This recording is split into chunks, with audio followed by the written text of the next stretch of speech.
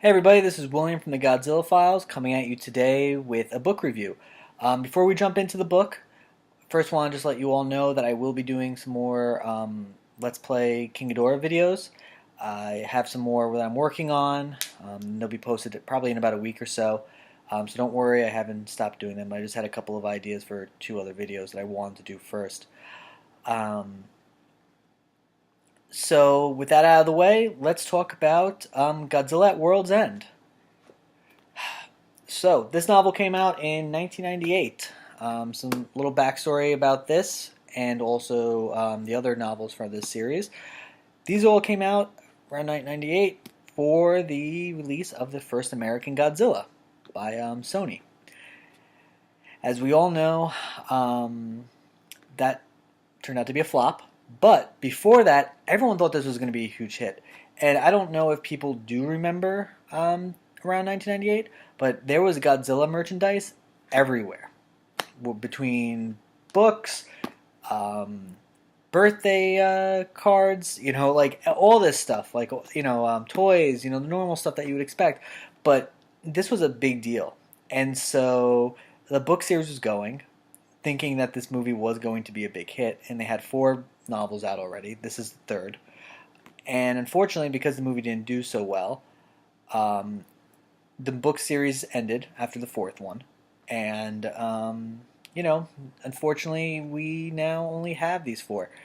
So, as I was saying, Godzilla at World's End is the 3rd book in a 4-part series. And I have actually the other 2. I was able to get all 3 of these for a very good price.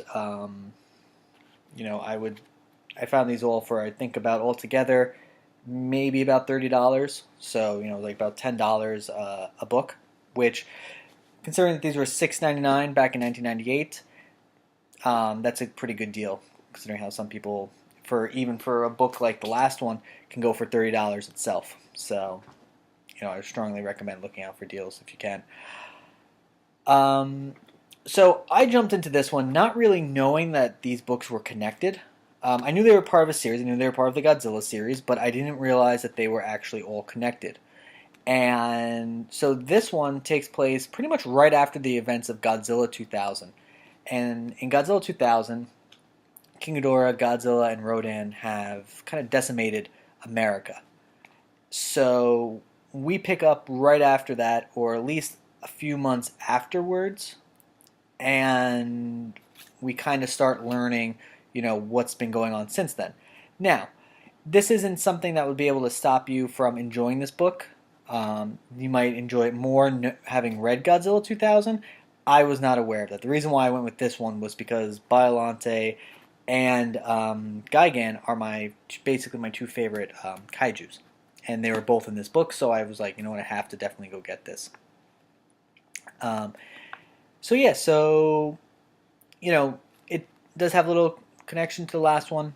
Not a big deal. Some characters do come back, but again, they're 2 reporters. They don't, it doesn't affect the plot that much. Not, if you don't know that they were when the last Godzilla came, they're telling you. So don't fret. So just like my movie reviews, I'm going to talk about a little bit what I like about the book and things that I didn't. I'm not going to go too much into plot because it's hard to go into this plot without spoiling things, and I'd rather you guys enjoy this. So, not going to talk too much. All you need to know is that monsters are appearing worldwide.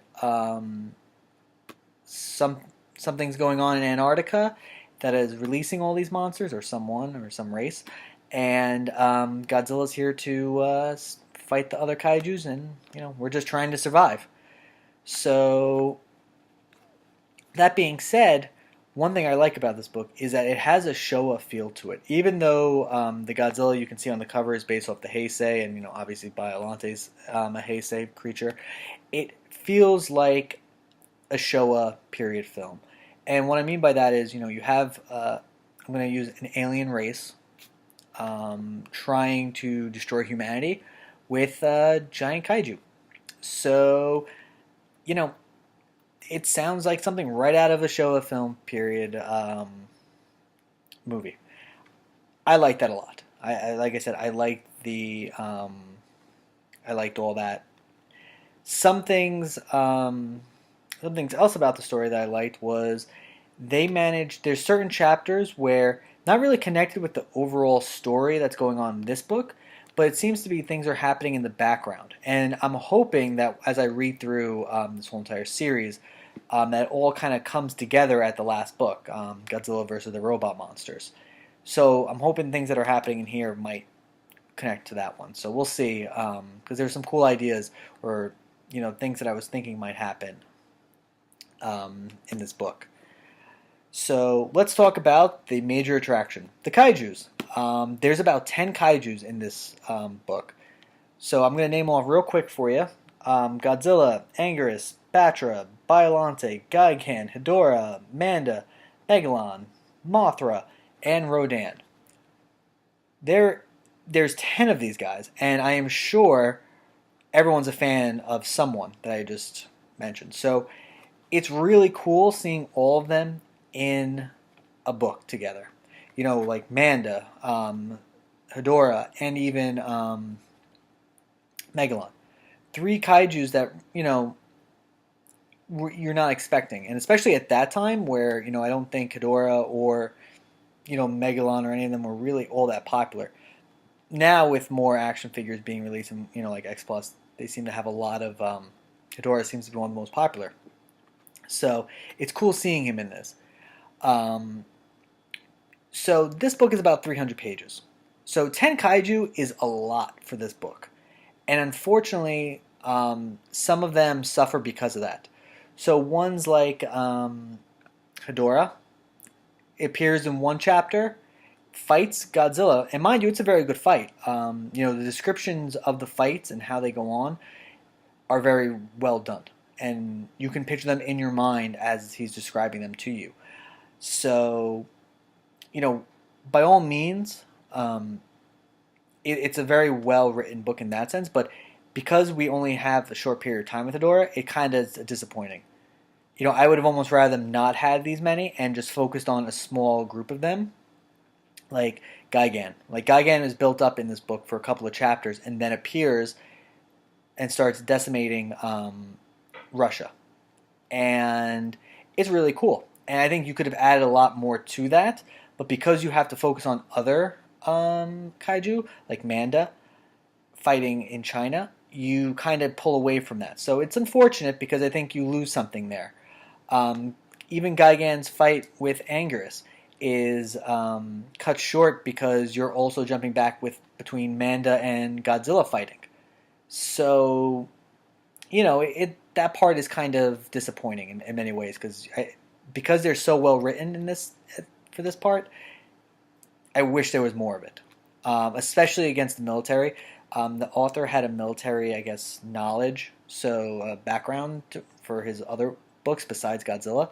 So, the amount of detail he puts into the military weapons and how they work and what's going on and the kind of attacks that they can actually do to these creatures is very well done and very descriptive. So on the flip side, we have also 10 human characters. And unfortunately, the human characters is kind of, they're not that great. They're not memorable in any real way. I think a lot of them could have been cut out and we could have had less, and I think then we might have had some better human characters. But unfortunately, between 10 humans and 10 kaiju, there's way too much to juggle in 300 or so pages. So that's kind of a disappointment. They're really pretty much only here to bring us from point A to point B and comment on things that are going on around them. So that's, kind of disappointing. Not to say that some of them aren't that interesting. It's just because there's so many, we don't get to spend that much time knowing them. So there might be some that are pretty cool, but because we only get maybe a couple of paragraphs of real knowledge about them, we don't know that. Some other things I really liked about the book, something small but cool. In the beginning of the chapters, they have the icons of the kaiju that could be making an appearance or something that they'll be talking about in the chapter. So I really like that. It's something to kind of look forward to when you're going into the chapter. Seeing the Anguirus and Gigan icon, you're like, oh, I can't wait to see what's going on, and you see them fight. So very cool. Overall, I would say this is a very, very good book. I enjoyed it a lot. As a Godzilla fan, I think you can't go wrong. I think the way he describes the kaiju, like I was saying before, you know, is so well done. Um, I think a fan, or even people maybe not as big of fans as Godzilla, would enjoy it. So if you can find it, I would definitely pick it up. I look forward to reading the other books and kind of also doing reviews on these. And so stay tuned for those. But for now, guys, I will talk to you all later. Bye.